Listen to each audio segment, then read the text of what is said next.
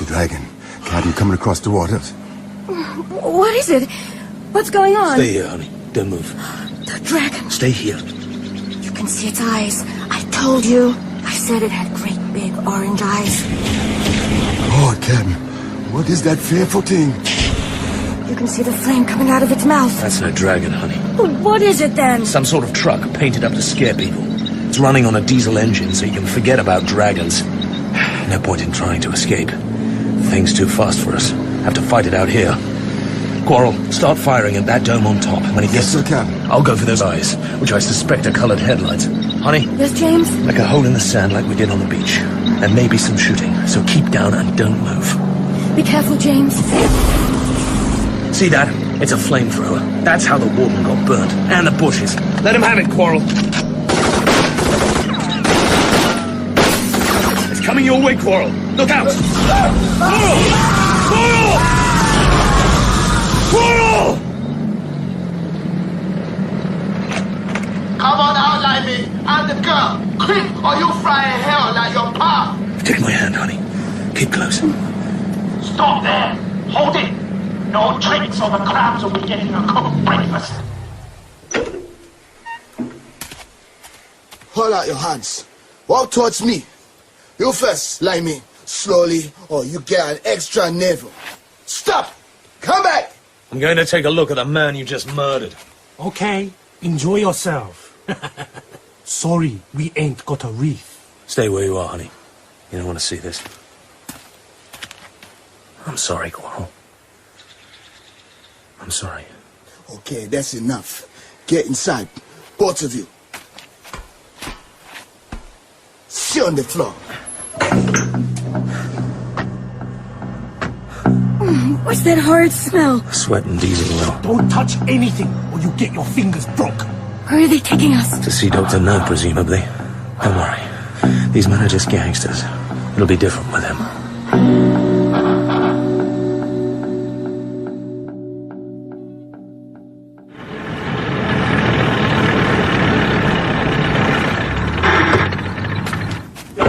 Okay, get out. Both of you. See there? In the side of the mountain. There's a bell push. Ring it. They'll let you in.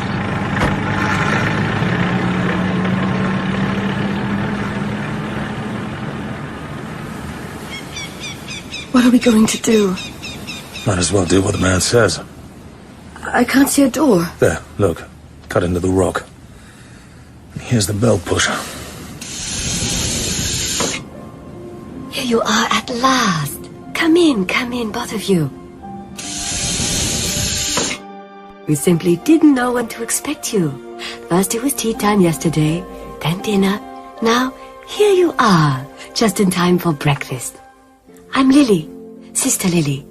You must be famished, both of you. What's going on? God knows. What a beautiful room. Yes, isn't it? The doctor knows a great deal about antique furniture.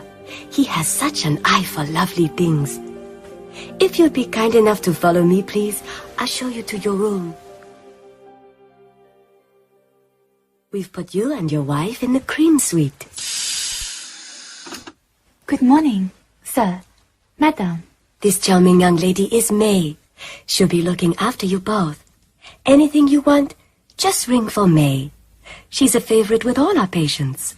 That's a charming kimono you're wearing. Thank you, sir. I do hope you'll both be comfortable. I took the liberty of ordering breakfast as soon as I heard you had come in. Yes, I thought I smelled bacon and coffee. Delicious. We'll leave you two dear people in peace. If you want anything, just ring. The bells are by the bed. Ah, yes. Room service, hairdresser, manicurist, maid. Very good. Sir, madam, you will find kimonos, silk or linen in the cupboard. Thank you. The doctor has given strict orders that you're not to be disturbed. He'd be delighted if you'd join him for dinner this evening. Would that be agreeable? It would. Welcome. This is surreal. Ridiculous. It's a trap, don't you see? There's no window, no handle on the door. I don't think it's funny at all. Of course it's a trap, but we're in it and there's nothing we can do but eat the cheese. I think I need some coffee. Me too. Let me pour. Since they've given us a double room, I feel I should act like a wife. Here you are, darling James. Stop flirting. This is no time for making love. Why not? Drink your coffee. Everyone here seems to be Chinese. All hired by Dr. No, presumably. What do you think will happen to us? Who knows? Maybe nothing. Let's wait and see. I'll go and run you a bath. You'll feel better for that. Oh, well, it's all very plush. Florist lime bath essence for men. Guerlain soap. Fleur des Alpes. Bath cube or bath oil? Which do you prefer? Honey? Bath cube or bath oil? Honey? Honey? Honey? Feels so strange. My legs. I can't stand up. God. Me too. Must have been the coffee. Bastards drug the coffee. An hour or so later, the door opened softly. A tall, thin figure wearing a kimono was silhouetted against the lighted corridor. He moved slowly into the room and up to the bed. He was holding a flashlight. He bent forward and shone the soft light onto the girl's face. Then he took the sheet and drew it down to the foot of the bed. But the hand that drew down the sheet was not a human hand. It was mechanical. A pair of articulated steel pincers at the end of a metal stalk that disappeared into a long black sleeve. The man then turned his attention to James Bond. He scrutinized every line, every shadow on the dark, rather cruel face that lay drowned in drugged sleep. He watched the pulse in the neck and counted. He did the same for the area around the heart. He gauged the curve of the muscles on Bond's arms and thighs and looked thoughtfully at the hidden strength in the flat stomach. For several minutes, the tall figure stood over the sleeping man. Then it swished softly away and out into the corridor. James. James. James. No. I thought you'd never wake up. Honey. God, what time is it? It's 4:30. They must have put something in the coffee. They certainly did. Are you all right? I think so. Hungry. Press the room service bell. How are you feeling? I don't know. Don't be frightened. I'm not. I feel safe when I'm with you. Good. That's the way it should be. Come in. You rang for room service? Yes, please. Tea, I think, and buttered toast. Very good, sir. And this evening, would you be kind enough, please, to select what you would like for dinner? Here is the menu. The doctor asked if 7:45 for 8 would be convenient. Yes, fine. Then I will call for you at 7:44. At 7:44 precisely, there came a soft knock on the door. Bond took Honey by the hand, and they followed the Chinese girl along the empty, gracious corridor. They were shown into a lift. Bond had no idea how far down they went. The automatic doors hissed open. They walked into a large, empty room. My God. It is very big, yes? It's enormous. Must be 60 foot long. All those books. I've never seen so many. Enjoy. The doctor will be with you very shortly. Thank you. What's the end wall made of? Is it glass? Looks like it. Some sort of aquarium. Oh, my God. Did you see that? Was it a shark? Certainly was. A shark in an aquarium? Come here, honey. Look up at the ceiling. Little specks of light. Look again. Can't you see what it is? What? That's Orion. This is no aquarium. This is the sea itself, and up there is the night sky. This window must be made of reinforced glass. We're 20 feet under the sea. This is amazing, honey. We're looking straight into the heart of the ocean.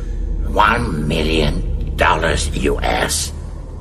Dr. No. Good evening, Mr. Bond. I expect you were wondering about the cost. I was.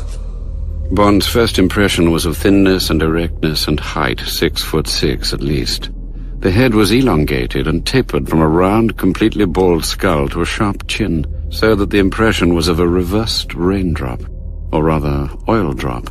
The skin was of a deep, almost translucent yellow. Forgive me for not shaking hands with you. I am unable to. As you see, I have no hands. Slanting jet-black eyes stared out of the skull. They were without eyelashes. They looked like the mouths of two small revolvers, direct and unblinking, and totally devoid of expression. We have much to talk about, and so little time. Please, sit down. The bizarre, gliding figure looked like a giant venomous worm wrapped in grey tinfoil. You will have a drink? Cigarettes are beside your chest. What will the girl have? A Coca-Cola, please. And I would like a medium vodka dry martini with a slice of lemon peel. Shaken and not stirred, please. I would prefer Russian or Polish vodka. Oh, I see you are also a man who knows what he wants. On this occasion, your desires will be satisfied. Do you not find that is generally so? When one wants a thing, one gets it. That is my experience. The small things.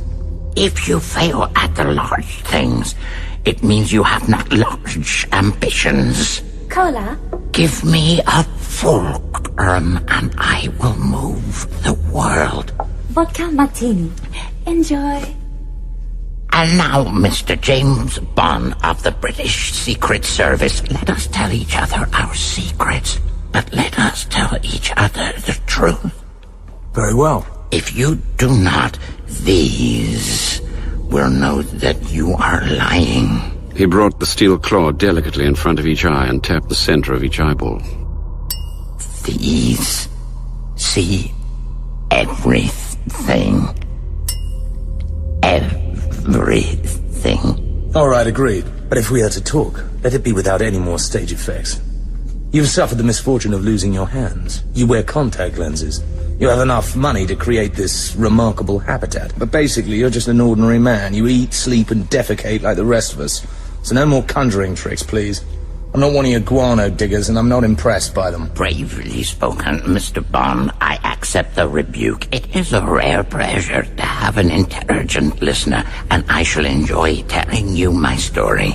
I have not told it to anyone before, and I know that you will keep it to yourself, as indeed will the young lady. Look, there's no point in telling her.